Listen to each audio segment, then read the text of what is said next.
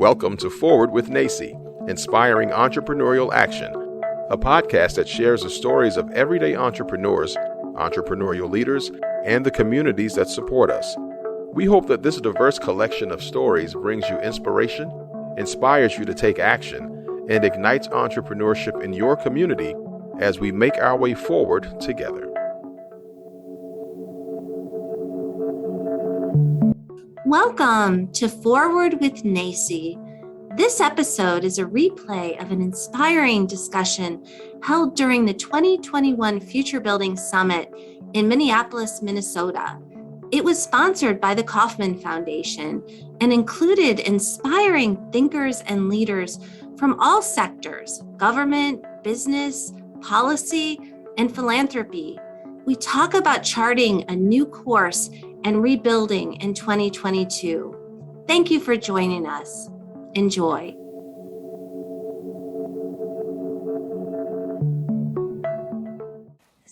So as we begin the next panel, and we have some folks also that are joining us via Zoom, Helen Keller reminds us, alone we can do so little, but together we can do so much. And we've been hearing that throughout these discussions. And one of the things that I learned about a couple of years ago was this whole idea of making and the maker movement. And I think most of us by now are probably pretty familiar with that, but there's still so much more to learn. So as we transition and are joined by our colleagues online here, we're gonna do what Dr. John Ranoni said. A community is our middle name, and it is for NACCE as well. It's our middle name. And so we're going to have a discussion about community and moving from static to catalyst, sort of through the concept of what a community college is doing and what two really leaders who embrace making are doing not only in one community college, but are doing across the country. So we're going to begin, I believe, with Middlesex Community College. And it looks to me that Judith, you're trying to get connected here. Can you hear us? Yes, thank you for joining us. So we're going to start with Middlesex, and then we are going to speak in a moment to our colleagues about more in depth about making. But Judith, tell us a little bit about your background, Middlesex Community College, and some of the partnerships and collaborations that you all have to encourage entrepreneurship. Okay, so my name is Judy Hogan, and I'm the Dean for Business, Legal Studies, and Public Service at Middlesex Community College.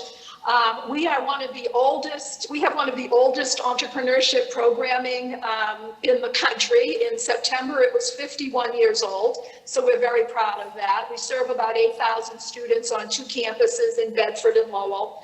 And we're very fortunate to have a thriving ecosystem, entrepreneurship ecosystem in our community that we really leverage vigorously for our student entrepreneurs. So we receive funding from our college, which we're grateful for, and from our foundation. We have received funding from the Commonwealth of Massachusetts. We are proud recipients of a Coleman grant that actually we won at a pitch contest that was hosted at a NACCE conference, which allowed us to stipend faculty in the sciences and English and arts and humanities to bring entrepreneurship programming into those sort of atypical programs. We've received Deshpande Foundation funding where any student that wanted $5,000 to start a business, we mentored them through that process. I think one of our proudest moments is that we were in the first cohort of community colleges to receive $250,000 from the Everyday Entrepreneurship Venture Fund. We funded that funding helped us start 23 businesses in our community. We then took those students and leveraged all of the other funding in the area. So for example, our community teamwork NGO in our area is a micro-funding organization. So we took those students there and they mentored them through the pitch process there. To receive additional funding, and we are partners with University of Massachusetts at Lowell, where our students participate and compete against UMass Lowell students for funding from their Difference Maker program. The city of Lowell's Economic Development Office has funding. The Lowell Plan, another financier of business startups. We bring our students there. We have maker spaces in our areas that our students use in prototyping and in production. So we're just very fortunate to be in this very rich environment. And we make sure that we have strong partnerships that our students utilize to grow their funding and grow impact. That's great, Judith. And we were joined this morning in person and virtually, as you probably saw online, with some of those success stories, people that had received a modest $5,000 grant, but are hiring other people and sort of living the dream. So Arlene, you are a colleague there and a leader also at Middlesex. Tell us from your perspective, working also at other community colleges in the Massachusetts system, what is the future of entrepreneurship programming at Middlesex, and how do you see this supporting an equity agenda and advancing opportunities for people of color, immigrants, veterans, folks that maybe aren't getting the support that they need? Well, thank you so much for including us. I just started at Middlesex a few months ago, but as you mentioned, I've worked at other community colleges where entrepreneurship was a very dynamic program, as it is here at Middlesex. And I'm very proud to be supporting the work that Judy and her fantastic team of faculty are doing. And I think a brief answer to that question is really looking at our future. Our communities are communities of color. And I do believe that while COVID has brought so much of our lives to a stop, that it's entrepreneurship education that'll be the key to turning to the corner to what they keep calling this new world of work, especially for our communities of color. Financial literacy, financial empowerment are critical to those communities which have been traditionally underserved. And we know that entrepreneurship, it is the basis of that American dream where you become your own boss, you bring that item to production. And for our immigrant communities, it may be something that starts serving their communities and then branches out and becomes a part of the American culture. And I see at Middlesex Community College, how we're really working on that is that our focus is a lot on cross-campus initiatives, especially supporting our students of color, really emboldened by the Massachusetts Department of Higher Education's equity agenda, which basically says that your success in college will not depend on your skin color. It is very focused on racial equity. And so we're looking to continue our mission to provide seed money, as Judy mentioned, through some of those partnerships and grants, to support and mentor our Black, Asian, and Hispanic Latinx students who are challenged maybe to find the traditional banking lending methods and seed money due to a lack of collateral or perhaps even institutionalized racism within our culture. So on many more practical levels, because we know that and education is a lifelong process, we're looking at developing articulation agreements with area universities, such as the University of Massachusetts and Lowell. We're also looking at very practical hands-on experiential learning for our students. So developing this dedicated market space for our budding entrepreneurs through the partnerships, some of them that Judy mentioned, but through local community partnerships like Mill Number 5, which is one of the old mill buildings here in the city of Lowell, which has been furnished, rehabilitated to be apartments, and includes a local market on one of its floors. You also see in communities, especially the gateway cities like Lowell, the pop-ups like farmers markets and other small business pop-ups that really help support their by local individuals for local individuals. We also plan to continue the support of the Student Venture Fund, which is something we have here at Middlesex Community College, where we offer a $100 friendly loan to help students to try some new ideas, because we know that we need to support those ideas and continue to support them. As we say, if you don't succeed the first time, keep trying, and we know that it is a process that we plan to continue to support. That's wonderful. I mean, what I'm hearing you say and what we've been talking about, Arlene, at this conference is really that small small bets, right? And Beth Curley shared with us a little bit earlier, what is the bird in hand? Dr. John Rainoni was talking about this concept of the crazy quilt. So as you're talking about the mill, instead of looking at it, and I was exactly at the place that you described as sort of this broken down, system that's not viable anymore, it's reimagining the space. And it's really a beautiful segue, I think, to our next, panelists that are going to speak about making and the maker movement, because we know we've been talking about, diversity, equity, inclusion, and belonging. How do we bring people into the circle? How do we expose them to entrepreneurship when they may only think, I'm not a business owner, I care about animals, or I want to help people, I'm not that way, and trying to make it more inclusive. So we're going to turn maybe first to Colin, and then we'll go to his colleague, Steph. Tell us about making. You all are doing some really good work through many community colleges. So maybe we could begin, Colin, you could give just an overview for people that might not be familiar with what making is, what the value is of it. And then Steph, you might share a little bit more about the Maker Fellow program and how this is helping to build capacity, which really fuels entrepreneurship. So Colin, let's start with you. Thanks so much, Becky. I'd love to start with kind of a high-level overview of our work and Steph to share some stories of that impact. My name is Colin Lacey. I am the Vice President of Community Partnerships for Citizen Schools. For the last several years, I've served as the Executive Director of Citizen Schools Makers and Mentors Network. So through that program, we have been seeding and then we have been supporting a network of STEM and maker ecosystems all across the country.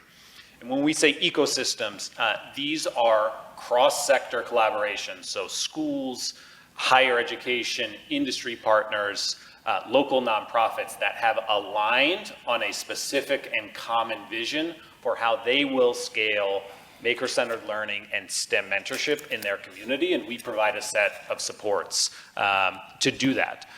That network served a little over 250,000 predominantly underrepresented youth in the last academic year.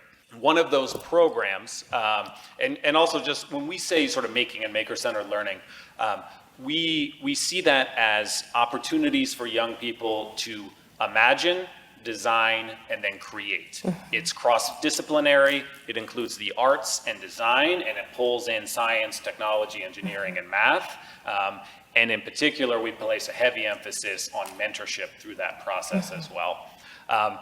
We are partnering with NACCE currently on a program called Maker Fellows, where we are placing trained AmeriCorps National Service members at partner community colleges and HBCUs across the country with the specific goal to build institutions' capacity to leverage making and maker-centered learning as a vehicle for K-12 enrollment and pathways into those institutions, and also entrepreneurship and workforce entry pathways from those institutions. And with that, I'll transition to Steph, and I'd also just highlight, we're also actively working with Becky and NACCE on some new ways to further and significantly scale that work, and also to better overlap those ecosystems with entrepreneurship ecosystems that are also expanding across the country. Steph, I'll pass to you. Yeah, thanks, Colin. Hi, everyone. I'm really excited to join you all virtually today to just have a more in-depth conversation on this topic.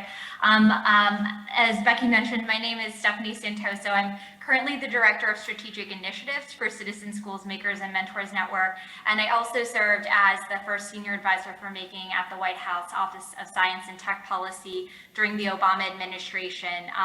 Over the years, I've convened and engaged with a number of different stakeholders, both at the local and the federal level, together to develop new partnerships to support maker-centered learning, and have really thought about and put into action policy to make systemic changes to broaden access to maker learning and maker spaces. So that includes working with federal agencies and foundations, companies, K-12 school districts, libraries, post-secondary institutions. Community colleges are such an integral part of this work, as well as community-based maker spaces. And just really building off of what Colin had said, I mean, when I think of organizations that have catalyzed changes that are making their communities more vibrant and more inclusive and really centering the growth of their maker ecosystem, there are a few characteristics that stand out. And to kind of connect this back to the work that we've been doing, growing capacity for communities through the Maker Fellows program, the host sites that are hosting Maker Fellows right now very much embody these characteristics. So one is really around creating opportunities for community members, specifically those from underrepresented or underserved or previously marginalized groups, to really share their needs and play an active role in designing programs and initiatives that will serve their community. Folsom Lake College is one of our current host sites and our returning host site for Maker Fellows program.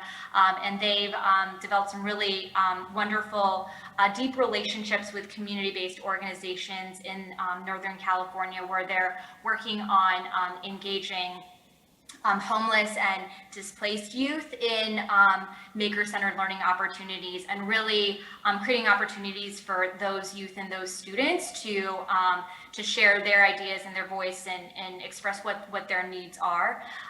The second is developing strategic partnerships with local and regional organizations to expand their reach in ways that build long-term relationships that are really meaningful instead of transactional.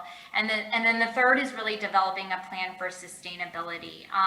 I just want to share one other brief example here that is with another community that we work with, and specifically a Fab Lab Tulsa, which is in Oklahoma, and they're located in the Kendall Whittier neighborhood. So it's one of the most diverse neighborhoods in Tulsa.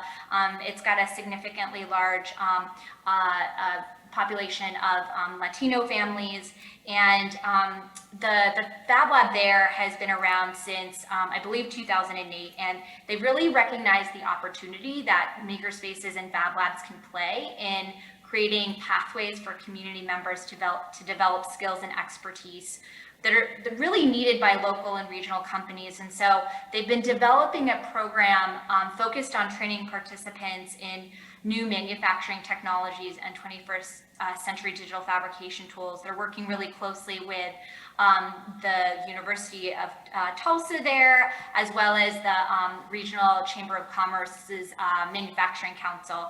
And they've received funding from SBA's Makerspace Training, Collaboration and Hiring program to build this out. And they're actually developing industry recognized digital badges in areas like 3D design and laser machining. So really exciting work, and just kind of a great example of the way that Makerspace or a Fab Lab can really help build out that ecosystem to support makers and entrepreneurs. Yeah, I mean, great examples. And as we kind of go throughout this day, we're really focusing on ecosystems. So it goes back to a lot of things we've been discussing about, what is around you, how can you utilize those things? As Dr. Jean Colson reminds us, how can you partner with other institutions and people? And I think the journey of getting to know, certainly we've known Middlesex Community College a very long time, and they've been just so instrumental in the formation of NACCE as it goes into its 20th year. But a more recent relationship is really the one that we've had with both of you, and it came initially through the Chancellor's Office of the state of California. The Vice Chancellor, Sheni Weber, was one of our speakers earlier in the conference, and she was one that really embraced and saw the value of making. And I remember that first conference, Steph, you were one of the keynote speakers, and we had students bring things that they had made, and they decided they were going to retrofit this RV because it was a more rural environment, much like John's campus, and they wanted to bring making to people. So to what you're talking about in terms of capacity building, you need people to do that. You maybe don't need 1,000 people, but you need somebody. And so I just wanted to have a shout out to Josh, NACCE's Maker Fellow, who's been writing beautiful blogs. So if you go to NACCE.com and want to know what's happening every day of the conference, and I know that the Maker Fellows have different responsibilities and shapes and forms, but I really applaud you both for looking at that AmeriCorps model and trying to imagine how it could be reimagined, I guess, if you will, for makerspaces. So we're going to continue on our discussion a little bit more about models and examples, but maybe we'll go back to you, Judith, for a moment. We've also been talking a lot about the Everyday Entrepreneur Venture Fund, and some of them have come up with their businesses through makerspaces, but I would love for you to share maybe a little bit more about that program and what that has specifically done. You'd mentioned a number of different grant programs, but maybe lean in a little bit to the Everyday Entrepreneur Venture Fund and tell us about some of the businesses that were started and kind of the impact that that's had in your ecosystem. Sure. So one of the significant things about the EEVF program is that it gave a significant amount of funding so that students could really launch a business. It was beyond that $1,000, beyond $5,000. We were talking $10,000, $15,000, $20,000 worth of seed fund. So as I say, there were 23 businesses. One, for example, was a sustainable fashion boutique. The other was a woodworking restoration business, a body fuel business where this really creative woman who was a trainer in a gym had a formulation for this almost like a very healthy brownie version. And now, so she has just gone into manufacturing of hers. So she's not making it, in community kitchens anymore. She's in full-fledged manufacturing. Barber on the Run, I think, is one of our favorites, where a gentleman retrofitted a van, and he goes around and he gives haircuts to people, in their businesses and in their homes. That was a company that was started, of course, pre-pandemic, as all these were, but just thrived during the pandemic because people couldn't get out to their traditional barber or their hairdresser. So those are just a very few of the businesses that were started. And as Vice President Rodriguez said, so many of those students are from ethnically diverse backgrounds. 81% of our everyday entrepreneurs are women. Almost 60% of those are women of color. So it has had a huge impact in the equity situation, entrepreneurial equity. As a matter of fact, the Lowell Sun, our local newspaper, touted the program and the work that we were doing as probably the most economically equitable distribution of funding in the state. So that is fantastic. We're very proud of that. Yeah, that is fantastic. And right in my line of sight are the two people that founded it that are going to be sharing with us next. So there's so many good stories and collecting the data and really making the impact. And so as we're continuing on through the day, we're going to have opportunities to speak with heads of foundations and government leaders and really try to think about, what could be done, what people should be investing in, how can we take some of the things that you're discussing that are models and things that are not exorbitantly expensive, but for a modest investment can make a difference. So I'm going to turn it back to Colin and Steph and have them reflect on that and maybe share,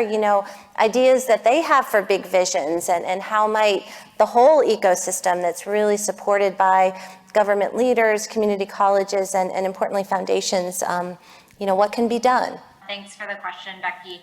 Yeah, I think just going back to capacity and really investing in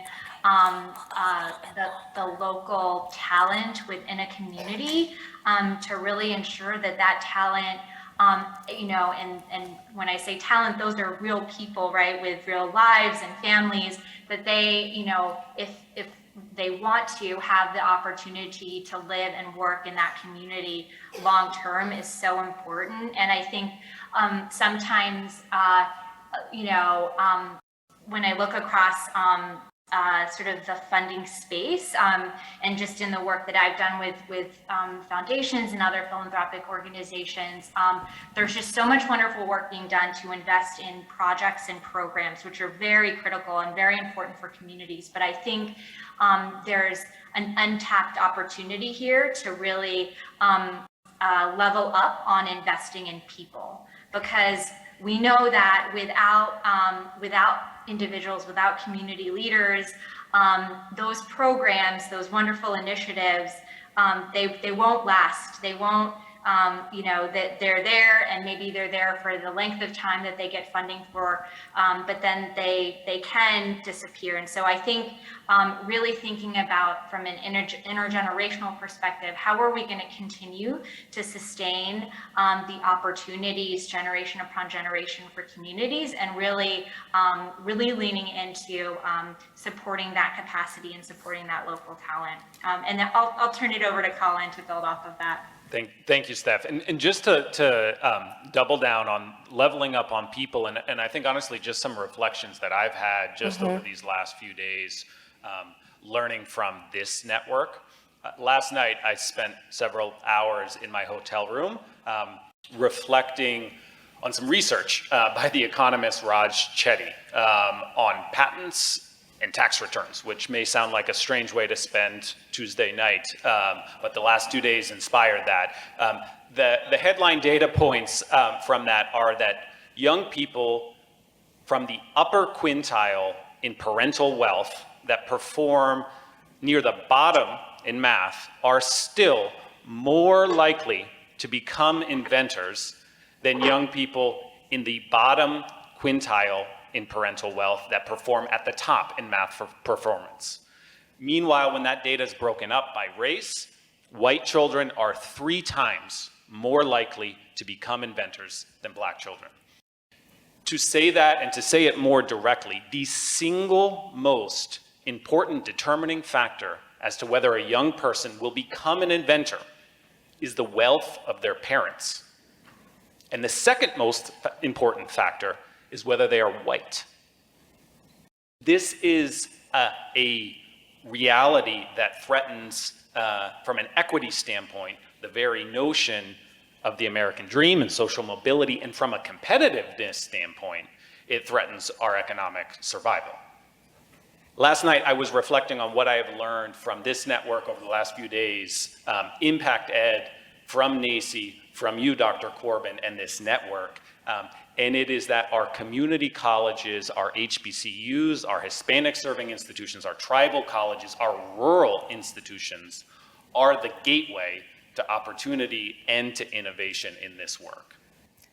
That is just so well said, and leaning into the data of that. And when I think about people like Josh, who's writing those beautiful blogs, who's our Maker Fellow, I wonder if people fall in love with making and these kinds of things, as you know, we've ideated and imagined, why can't that be a career path? Or why can't it be one where we get more people that are more diverse, that can do that? Our Maker Fellow from the prior year was very gifted and very talented, but had a very supportive family, right? So she didn't need to make more than a very modest wage to do that. So I know there's going to be more conversations about this, but I think it's just one of many opportunities. Everyday Entrepreneur Venture Fund supporting Maker Fellows so that program can be expanded, and really people can lean into this inclusion effort. We have a wonderful opportunity, as you all know, to support some of the large government initiatives that are coming in through various forms, but we also know that sometimes people don't trust government as much as they trust community colleges and nonprofit organizations. So how might we leverage that degree of trust and relationships? So I want to thank my colleagues that joined us virtually. Thank you, Colin, for doing all that homework. So let's give this wonderful panel a great round of applause.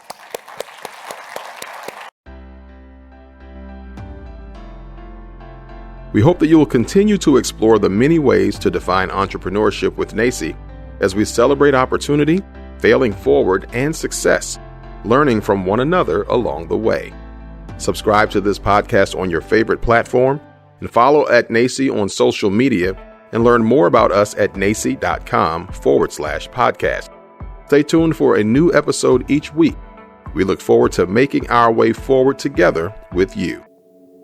Have you heard about our latest book, Impact Ed, How Community College Entrepreneurship Creates Equity and Prosperity? This is our roadmap for building back better in 50 states and globally. In each chapter, we share the inspiring stories of everyday entrepreneurs and explain how community colleges play a crucial role in their success. Visit us at NACCE.com/ImpactEd to order your copy now and join us in this work. Are you curious about what's coming up next in the NACCE community? Join us on the second Wednesday of every month at 12 p.m. Eastern to set yourself up to be productive and impactful with NACCE by your side. We'll share about events, ways to get involved, and we'll have an open conversation featuring questions you're asking or problems you're facing. So join us on the second Wednesday at 12 p.m. Eastern for Up Next with NACCE. More information at nacce.com/upnext.